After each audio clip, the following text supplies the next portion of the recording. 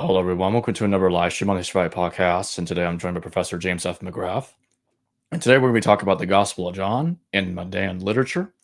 And I have the links to purchase James McGrath's books in the description below and in the pinned comment. That being said, James, thank you very much for joining me today.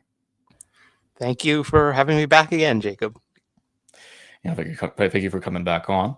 So let's do a little recap for those that haven't seen your previous appearances on the channel and elsewhere, or not familiar with your work in general on Mandaean literature. Can you give a recap to the audience a little bit about who are the Mandaeans and what is the Mandaean Book of John?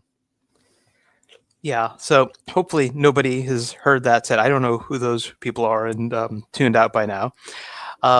Because usually what I do to introduce them is to say, how many of you have heard of the Mandaeans? And, maybe a hand or two goes up in a very large packed room. And then I say, how many have heard of Gnostics and Gnosticism? And hands up everywhere, just about everybody. And so people are aware of Gnostics and Gnosticism. They don't always know exactly what that is or what it was in the past, but they've heard of it. And yet they don't know that one ancient Gnostic group has survived continuously down to the present day and is still around. And that's the Mandaeans. And that alone would make them super fascinating. So everybody should know about them and think they're really cool and interesting. But there's more, right? So they have sacred texts in a dialect of Aramaic that mention lots of biblical characters. They are very big fans of John the Baptist. Baptism in living water, flowing water, is their most sacred and central rite. And they don't view John as their founder, but they view him as a key prophet who practiced and promoted baptism. They're not fans of Jesus. Often modern Mandaeans don't know that. They just try and get along with everybody. But the ones that are familiar with their sacred texts know that there's polemic against Jesus. Jesus is viewed as somebody who was a follower of John's, was baptized by John, and then went off the rails, essentially, right, and distorted John's pure teachings, which is why Christians baptize in non-flowing water and have celibacy and all these other things that Mandaeans don't practice and approve of. And so just such a fascinating group, and yet not just neglected in terms of general knowledge and people's awareness of them, but there's not a lot of scholarly attention being paid to this group. And so that's why I never refuse an opportunity to have a conversation about them. So now I'd like you to expand on the polemic in Mandaean literature against Jesus. Is this polemic similar to what we see in John the Baptist groups that are more fans of John the Baptist than they are of Jesus? Yeah, so we don't really have other literature from followers of John, right? We have some Christian sources that refer to followers of John who view John rather than Jesus as the Messiah and things of that sort. The Mandaeans themselves don't tend to use the term Messiah for John. They use it as a sort of a nickname for Jesus, but occasionally preface it with false, like false Messiah. So we don't really have the Baptist movement side of things unless we have that from Mandaean sources. But what I can say is that one reason why scholars in the first half of the 20th century, particularly in Germany, were very interested in Mandaean sources was because it seemed like this might be the other side of the conversation that we get in the New Testament, where the Gospel of Luke shows an awareness that the start of this whole thing is John and is wrestling with that, where the Gospel of John places on the lips of John the Baptist statement after statement emphasizing that he needs to decrease so that Jesus can increase. And so from that, New Testament scholars had already deduced that there must have been groups of followers of John the Baptist, there must have been adherents who did not immediately flock to Jesus as John's natural successor, as the fulfillment of John's hopes. And so the New Testament and then later Christian literature gives us the other side of the conversation. And the Mandaeans give us at the very least, snapshots, right, in different time periods of what a different stream that emerged out of John the Baptist movement became.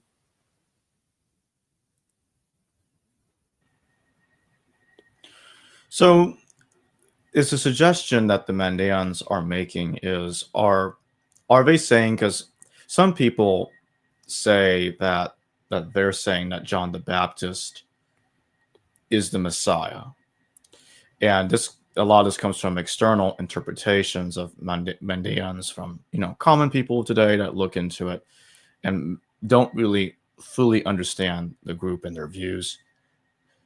Do they actually say anything like that about John the Baptist? So, as I said, they tend not to use the term Messiah for John. They talk about him as a prophet, and they also emphasize the patriarchs. So, as you get in like, say, the Nag Hammadi Gnostic literature, they believe that the truth goes back to Adam and before Adam, to primordial time, and so that's why they don't view John as their founder. They view John as a restorer of true religion, a promoter of true religion, things of that sort. Messiah, Mashiach in Aramaic and Mandaic, so their texts are in a dialect of Aramaic, had essentially become a sort of a nickname for Jesus, right? Just like Christ in English and in Greek. And so I think they essentially ceded the term, but also denigrate Jesus, even when using that label. So now I'd like you to talk about Mandaean connections with the historical John the Baptist. So when you look at the Mandaean Book of John and or other Mandaean texts, how does one, such as yourself, go through it and determine when it's probably reflecting the historical John the Baptist, when it's providing us clues about the historical John the Baptist that the New Testament does not? Yeah, and that's a great question. The reason why there isn't a lot of attention to the Mandaean sources at the moment is that when there was significant attention, it was from New Testament scholars who thought maybe this is the background to the New Testament, and they plugged these later texts in as New Testament background in a way that was uncritical and simply doesn't work, right, chronologically.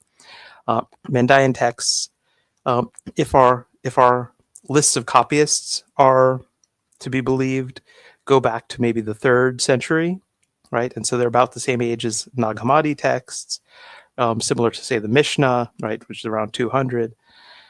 And so, of course, that's the time of writing, or the earliest copying based on the scribal lineages.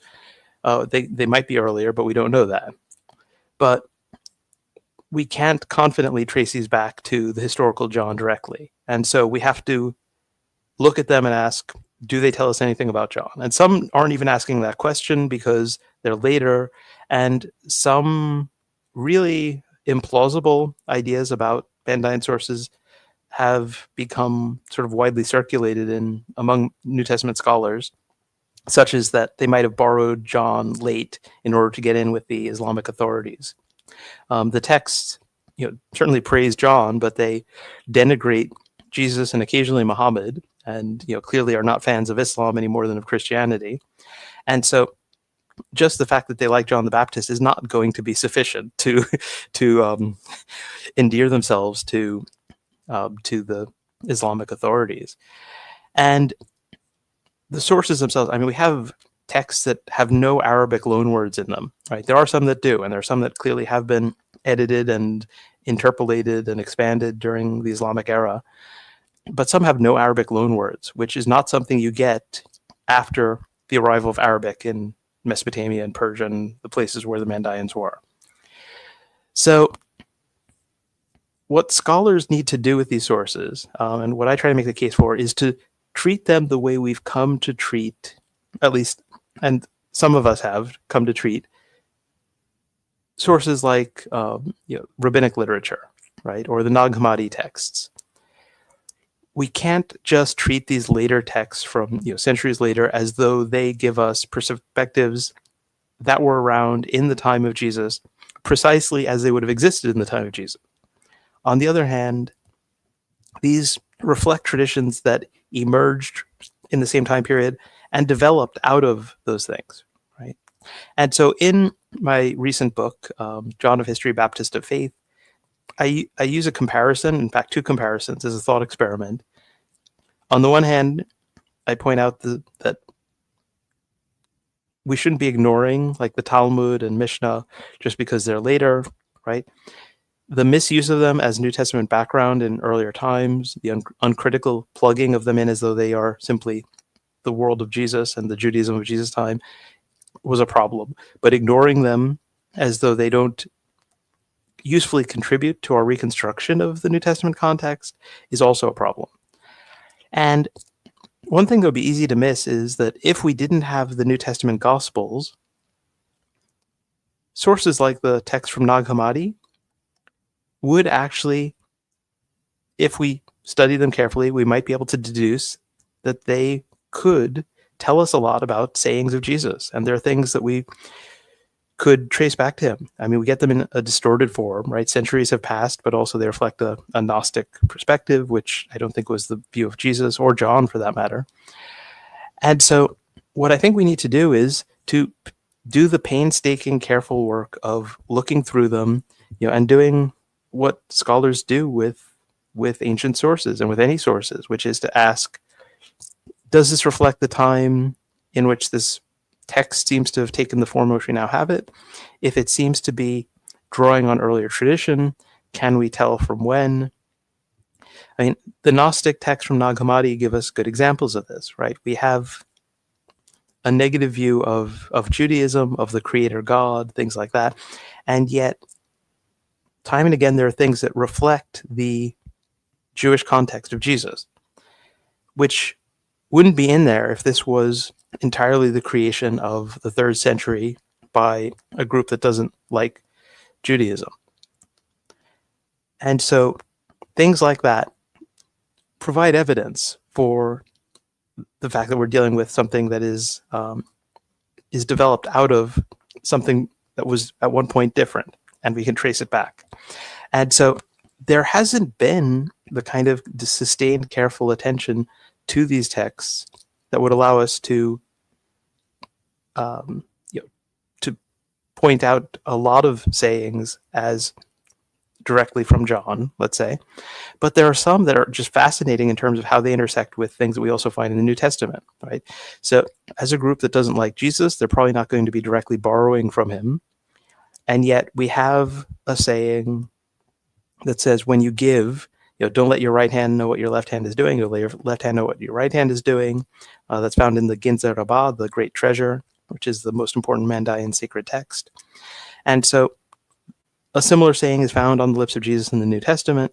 And one plausible explanation that deserves to be explored is that this was John's teaching, and it's made it into two traditions that ultimately, stem from him. And so that kind of work on the specific details, on specific sayings like that, simply hasn't been done yet and needs to be. Are there overlaps between the Mandaean Book of John and the Q source and or Matthew or Luke's special materials? Well, I mean, a saying like that obviously, has some connection with things that are attributed to Jesus. I wouldn't say there's anything that really strikes me as like, possibly showing, let's say, knowledge of the Q source as opposed to Christian Gospels. There are some stories that seem to be engaging directly in a polemical manner with Christian storytelling. And so the Mandaean account of Jesus' baptism by John is fascinating. It inverts the sort of the significance of it in fascinating ways. And they seem to be aware of the story Christians were telling and poking fun at it. On the other hand, we have something that certainly seems to connect with Luke's special material. They have an infancy story about John and his parents. And his parents are called Zechariah and Ishbai, right? So it's their version of Zechariah and Elizabeth. But it's not the story we get in Luke, right? There is some activity in the temple. There are also signs and portents that really we think of more as associated with Jesus in Matthew's gospel. And so we may see some influence of John the Baptist infancy stories on the stories Christians told about the infancy of Jesus.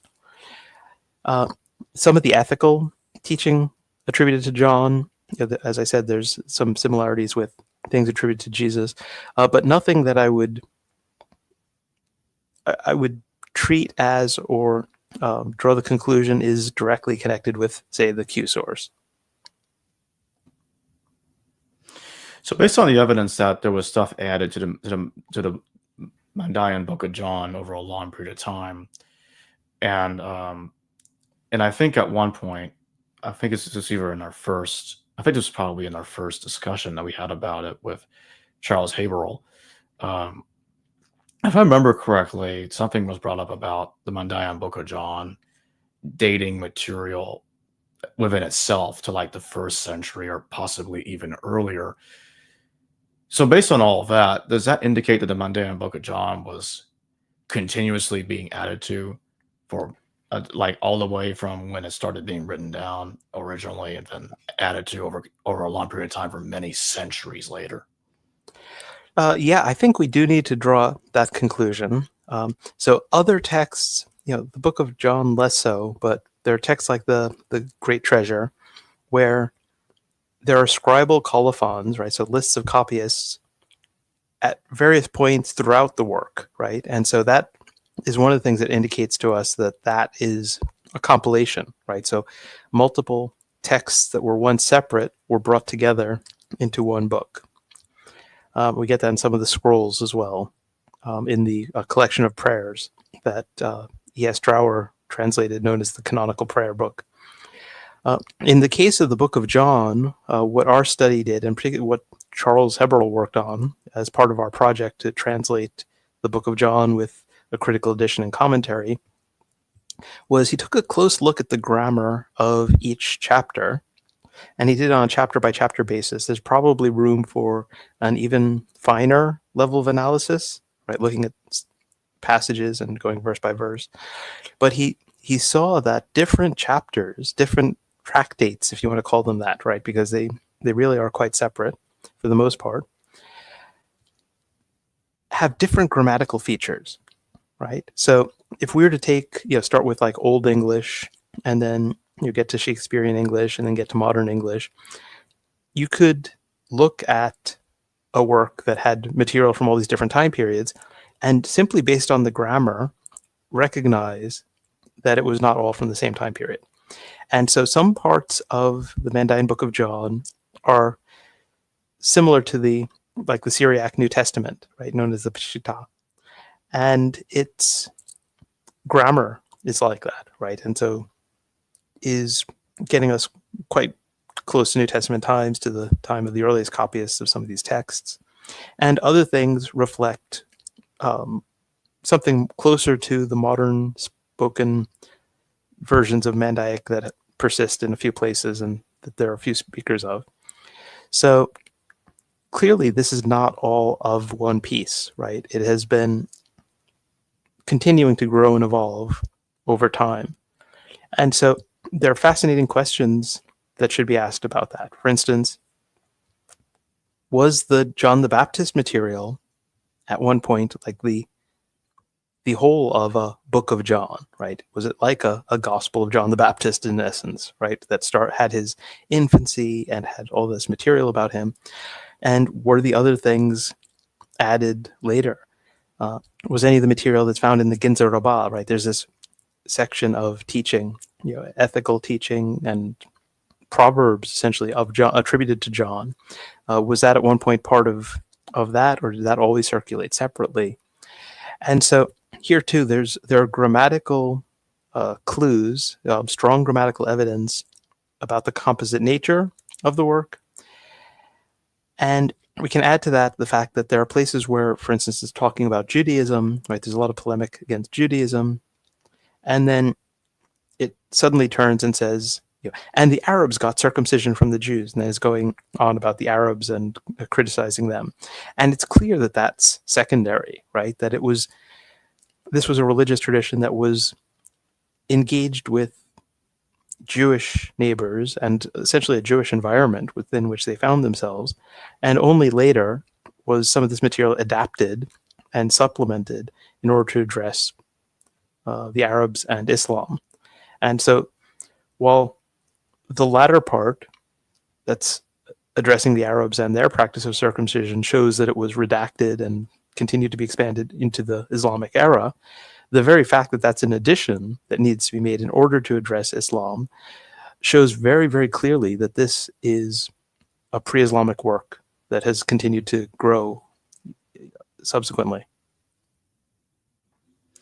We got a super chat question. Michael E., thank you very much for your super chat. Did early Christians choose one baptism for the forgiveness of sins to differentiate themselves from followers of John, who did regular baptisms? That's a fantastic question. So kudos, Michael E. There's a chapter on, that starts to not so much accomplish, but outline and sketch out how we might go about undertaking sort of a triangulation, right? Trying to get back to John's baptism by looking at what the Mandaeans do, which I would think evolved over time and is not exactly what John did, and Christian baptism in its various forms, right, in Eastern Christianity and in Western Christianity, and to try to trace all of this back and see, what do they have in common that might stem from John himself. And so one of the things that always comes up in discussions of this is whether John's baptism was a one-time thing or was something that was repeatable. And it's very common for scholars to assume that John's baptism was a one-time thing because Christian baptism is the main thing that informs their perspective on this and is the lens through which they're viewing it. But the Mandaeans have baptism as something that could be repeated. It was a lot like sacrifice, right? A substitute for sacrifice. It's something that you do at major festivals as a matter of course, and then you do periodically, just seeking forgiveness for your sins, seeking to connect with God. And so I think that John, had a baptism that could be repeated. I mean, I think that if somebody just kept coming back and, didn't show a sort of a change of life, that he'd probably call them a brood of vipers or something. But it was in principle repeatable. And it may not have been just to differentiate from John's baptism, although it was probably part of it, that Christianity moves towards a single one-time baptism. Christian baptism comes to represent mystical union, mystical connection with Jesus in his death and resurrection, right? That's how Paul interprets the significance of baptism for Christians. And so a one-time identification with Jesus in this way, right, makes sense as a one-time event. And what's noteworthy is that immediately after, we have this wrestling in the Christian tradition, right, by theologians, by authors of various sorts, with the fact that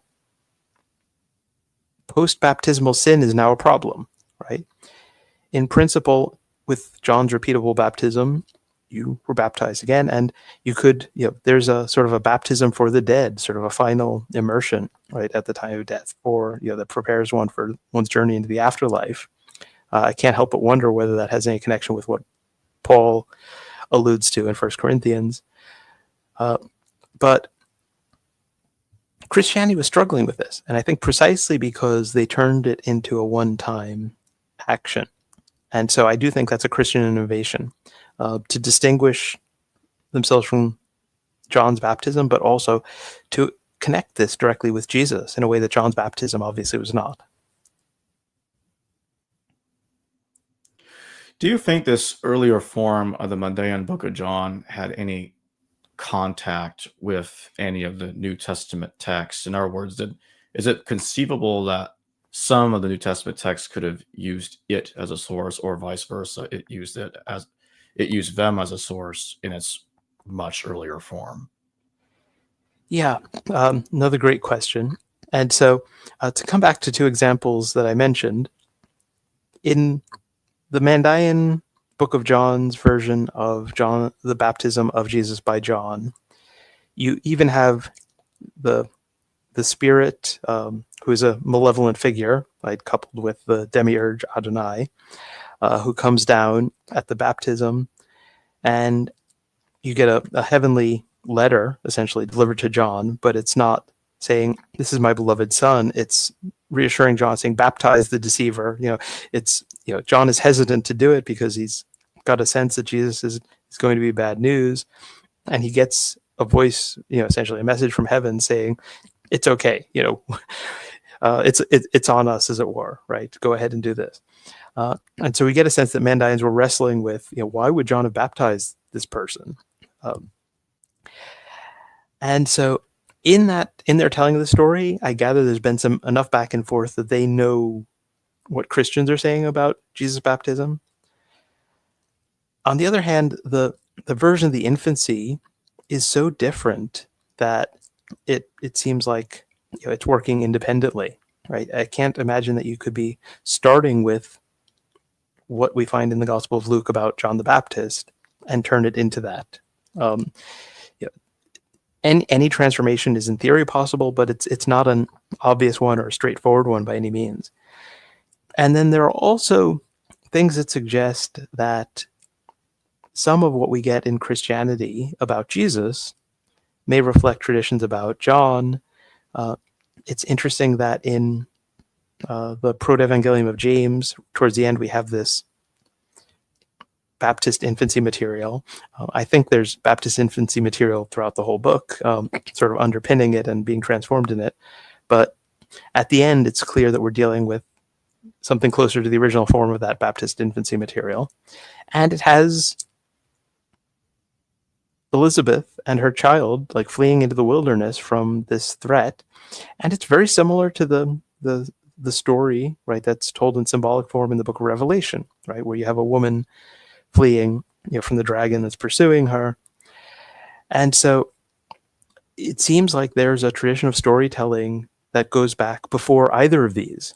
And here too, I think there's a need for, right, I've got a chapter on the infancy traditions, but in each of the chapters of that monograph, I felt like there could be a whole book. And I'm hoping that either somebody else will decide, wow, this is really interesting, I'm going to work on this John the Baptist infancy stuff, or otherwise that at some point in the coming years, decades, I will find the time to return to it and to explore it further, because there are indicators of shared tradition, and I think we can figure out a lot about them if we give the question the attention it's due and collate the information and the hints we have in various sources and the echoes of that tradition.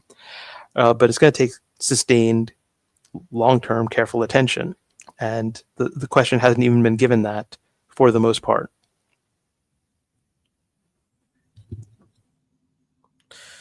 So now I'd like you to tackle the issue of finding early material in texts like the Mandaean Book of John, because in its current form, it's obviously a very late text. As you know, sometimes there's this situation where instead of people appreciating nuance in a text, they like to make sweeping claims. It's either all early or it's either all or nothing. What is the problem with such an analysis like that, or conclusions like that? Yeah, thank you. Great question. And there are very few people, except maybe the Mandaeans themselves, who would say that the things that are in their sacred texts go back to time immemorial, right? To basically some of it, essentially to creation, at least the truth that's enshrined in it. And then you get New Testament scholars who will talk about these texts as late, post-Islamic, and therefore irrelevant to historical Jesus, historical John, anything like that. And that does not follow, right? If we think about rabbinic tradition, for instance, was there a historical Hillel? Most people think so. A historical Shammai, right? And the disagreements among them, quite possibly, even probably. We don't have anything from right in their time, but we have things from a couple of centuries later. We do have some things from around that time that at least give some indication of their existence, but not more than that. And so it's appropriate to take a look at things like the Mishnah and Talmud, right, Pirkei Avot and things like that, that have these traditions within them, and ask, is there anything here that is unlikely to reflect, like seems not to reflect the time in which this compilation was produced, right? And so that's the first question. And then once we get to that, we can say, okay, if it wasn't produced in this context, when might it have been produced earlier, right? Because the two things we know for certain about human memory, storytelling, and tradition is that, on the one hand, things can be invented, things do get invented, and that's not just an issue of lateness, right? It's not as though the later you go, the more likely it is that someone talking about a figure is going to be completely making things up, right? In the case of Jesus, we do have things being made up, but we also have people talking about texts that they have preserved down the centuries, right? And that continues to be the case today. There are people who are talking about texts that are, from within a century of the time of Jesus. And if we didn't have those texts, if all we had were the people who were talking about the stories, we might say, well, this is much later, so why should we trust it? We shouldn't simply trust it, but it's legitimate to ask the question, do they have access to earlier material? And if so, what might that material be, right? And so that's really the heart of it, right? Because on the one hand, invention is possible, whether the text is early or late, and so we have to approach it critically. On the other hand, once a story is told and is appreciated and enjoyed, whether it's a true story or a false story, right? We know of myths and legends that were passed on orally over very, very long periods of time, right? One of my favorite ones, or at least one that it's not so much a favorite as one that just sticks out in my mind. I think it was Jan van Sina, who's a famous scholar who worked on oral tradition, noted that there's a period separated, right, with no textual interconnection, but where two authors separated by something like a millennium in time both recount a story about a place where the sun goes and sets at night and sets into this well, and so the water sort of is warm by night but cool by day, and things like that. And clearly the story, right, and I don't think it's a true story, obviously, right, but it's a story that was told in a particular place and was passed on in a recognizable form for a millennium, right? And if we think about some of our favorite stories, right, on the one hand, you go back and read the Brothers Grimm and you realize, oh, wow, these stories have changed in the retelling, right? The Disney version is not that version, and things like that. On the other hand, we recognize some of the same characteristics. And so the key thing is to recognize that the question needs to be asked, right? That it needs to be asked about each specific detail, right? Just as we do with the Gospels, we don't trust them because they're early and say, well, it's, we just assume everything is historical. On the other hand, we shouldn't just dismiss them because people can sometimes invent things, right? We need to take a look at each particular tradition, ask what's the likelihood, what's the evidence, so on and so forth. And I think this also speaks to another way that some handle stuff like this, like with church father texts, like, oh, church fathers are late. You have to pretty much ignore everything they're saying, and stuff like that. But they don't. Some people don't appreciate that church fathers have access to texts that are lost, but they saw it. Yeah, and I mean, there's some texts that they had, like there's some sort of early Jewish gospel, possibly in Hebrew, that some of the church fathers make reference to. What's interesting is there's a famous figure in the English church, right, from much later, sort of medieval figure, the Venerable Bede, who, when he talks about that text, says that it's essentially it's extra canonical, but it's not something that's inappropriate to read. Almost sounds like he might still, even in that late period, might have seen a copy, right? And so the possibility that in some like cathedral, in some university libraries, storehouse, miscatalogued somewhere, there might be some lost text, right?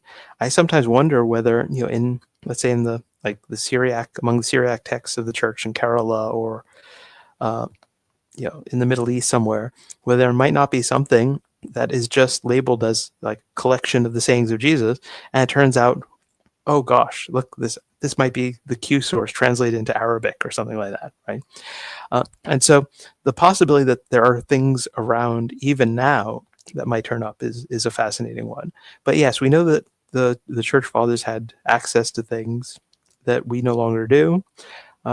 Papias, right, is another one, right? Whatever his collection of the sayings of the Lord was, and however much of it may or may not, if we had it, proved to be historically authentic material or anything like that, it's just fascinating and it's lost. But we know of its existence, and we have some quotes from it because it was known to these authors. So yeah, the possibility that there might have been something that actually stems from the time of John the Baptist that is embedded in Mandaean tradition, even if it's just a saying here and a saying there, it's a possibility worth considering.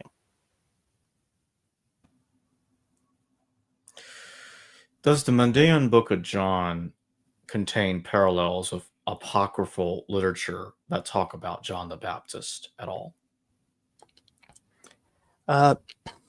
There's not a terrible lot of intersection with much of the sort of later Christian storytelling, a lot of which focused on John's death.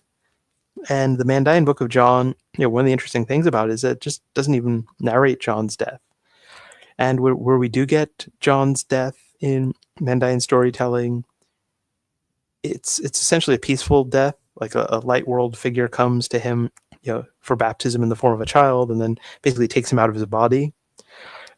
On the other hand, that it's interesting. That reminds me of some of the like martyr texts we get from the early church or the ancient church, where sometimes the martyr has sort of a vision where even though their body is being badly mistreated, on the spiritual level they are subdued and placid and at peace, and so on and so forth. And so maybe what the Mandaean telling was trying to do was to give that side of things.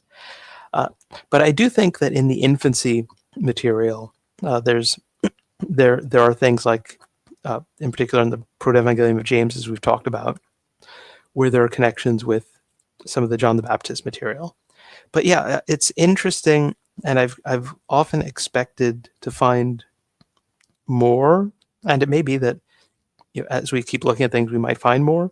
But both in the Islamic tradition and in Christian sources, there isn't nearly as much engagement, even polemically, with the Mandaeans as one might expect.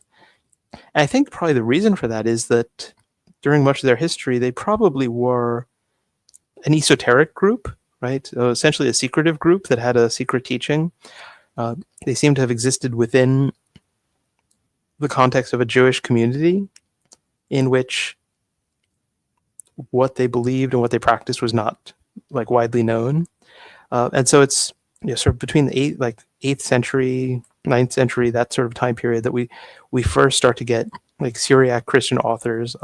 Theodore Bar Cooney is the first who actually quotes from a Mandaean source and has some garbled idea of where they come from and things like that, which is interesting, even if it may reflect a lot of guesswork and misunderstanding at that first encounter.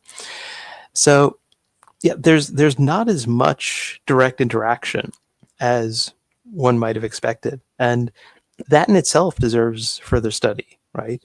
Uh, when the Talmud, for instance, is talking about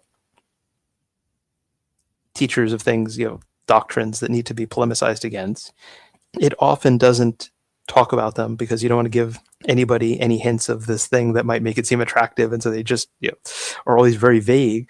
Are any of those vague references to something that could be Mandaeism, right? Because Jewish mysticism, right? I mean, if you want to see some intersections that are fascinating between Mandaeism and Jewish mysticism, like the ideas of like the supreme unknowable one that then emanates forth these attributes. I mean, you get that in both, right? And the key difference between the two is whether the creator, then the creation of the world is viewed as inherently positive or negative. So there's definitely interaction. It's often much more at the conceptual level than at the level of like specific sayings and things like that. Satan's Guide, thank you for your super chat. Full praise for your book, Doctor. Christmaker convinced me. In terms of innovating, was John the Baptist Chuck Berry and Jesus the Rolling Stones? What are some innovations John passed along to Jesus? Yeah. And I really want to read that as like Dr. Christmaker. I mean, I just think there's something that one could do with that, which would be a lot of fun. Anyway, yeah. I'm trying to think what the best musical analogy is, right? I mean, on the one hand, it's almost like Simon and Garfunkel. I think they may have been at one point doing stuff together, but one of them was really the creative driving force, and the other one was providing some harmony that really worked well at the time.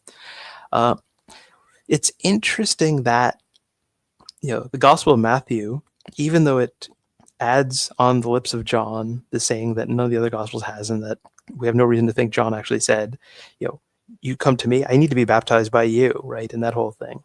On the other hand, the Gospel of Matthew summarizes the message of John the Baptist in the same way that Jesus' message is summarized. Repent, for the kingdom of heaven is at hand. Jesus uses not just the same imagery as John of a tree bearing fruit and at risk of being cut down if it doesn't, but calling opponents brood of vipers and things like that. And the very fact that Christianity, even if it transforms baptism into a one-time thing, the fact that it has baptism as a central component is itself something that reflects the fact that it emerges out of John the Baptist's movement. And so here too, I think there's a lot that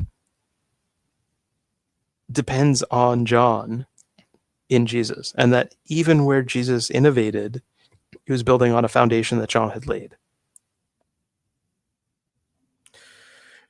And for my final question, why do you think that the Mandaean Book of John gets so frequently ignored? Why is that the case? Yeah, I noticed the chat that and the sort of Little Richard comes first and like does the real innovation, but then Elvis gets most of the glory. That's an analogy I like. I will try to remember to attribute it to Hypatia Stanhope, who deserves credit for that one. I like it. But yeah, I think the reason why it gets relatively little attention from scholars is, on the one hand, the widespread mistaken assumption that these texts are so late as to be irrelevant. Even if they were as late as some people think they were, they might contain earlier materials embedded within them, right? And so they would still deserve more attention. And the people who came up with some of the dismissive treatment were working on partial translations of some of these texts. Even those who tried to plug them in as New Testament background really used them uncritically, right? Because, if I'm working on the historical Jesus and I turn my attention to, Josephus or to the Dead Sea Scrolls or to the, rabbinic tradition, I'm going to look to people whose primary work is in that area to have done the analysis and to say, so if you're reading this, be aware that this looks like it might be a secondary insertion, right? Or in this place, it seems like Josephus is supplementing some source material that he might have gotten from someone else, or things like that, right? I'm not going to be trying to figure that out for myself. I'm going to be expecting the scholars whose bread and butter is to work on Josephus to have done that work. And that work hasn't been done for the Mandaean texts, right? I've only been twice because they're so rare, but I've been twice to a conference that was specifically about the Mandaeans. And you could fit everybody in the world that works on these texts and this group, even as a side interest, in one room, right? One seminar room. We could all gather around a table. And most of the scholars working on this don't do this as their main thing, right? I mean, I do New Testament, but also Mandaean things. Charles Hebrel is a linguist, right? And so does Semitic philology, including Mandaic, and now has become much more of a religious studies scholar as a result of exploring that side of things, but still is also doing linguistics. And so there's so much that needs to be done. And unfortunately, academia, while it supports the kind of sustained critical attention that's needed, it only does so consistently in relation to topics that attract graduate students to study with someone who works on this thing. And so you can get a job doing that kind of sustained work on the Gospels relatively easily, right? I mean, it's still a very competitive field, but there are New Testament positions, right, where you could spend your time researching and working with grad students who in turn are researching these things. If you go to get a PhD on Mandaean studies, first of all, who are you going to study with, right? There's just such a small number of people who have that kind of expertise to pass on. And then I know of people who wanted to study Gnosticism and were discouraged from doing Mandaean stuff and directed to do the Nag Hammadi stuff because that would increase their likelihood to get a job after they graduated. And so it's actually the fact that I'm not at a big research university. I'm at a university that doesn't have a big graduate program, but nonetheless encourages research. And so what that means is I've had the freedom to say, hey, this is interesting and worth doing. And it doesn't matter that nobody's going to want to do a PhD on Mandaean, the Mandaean Book of John with me or something like that. And so we need to figure out how to get more people to do this in the only way that most academics will, which is as a side interest, right? As something that they do in connection with their work.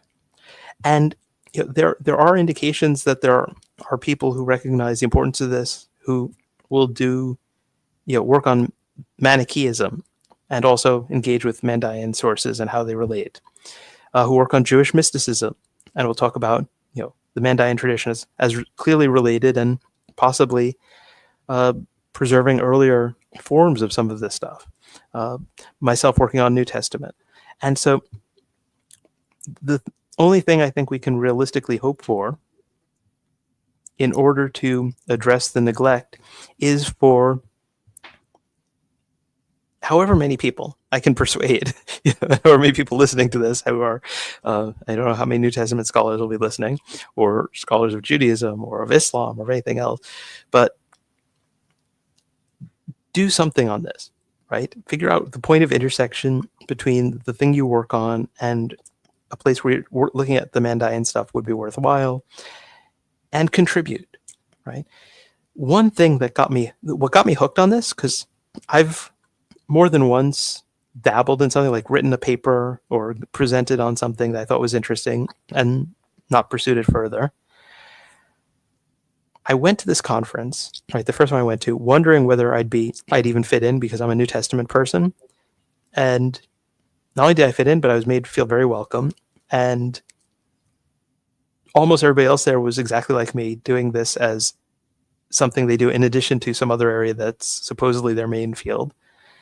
And if you go to a New Testament conference, there's paper after paper in which somebody's trying to figure out how to say something slightly new about this verse or this question that's been studied and discussed and debated for centuries. And you go to a conference about the Mandaeans, and every paper is mentioning a dozen things where it would be great if somebody somewhere would work on this. And that's, I mean, it's a breath of fresh air. It's exciting, right? You can be the first and maybe the only person to work on a question. On the other hand, it certainly has also given me a great appreciation for just how advantageous it is to stand on the shoulders of others and to have that community, both the precedents of what people have done before and the community with which to discuss things.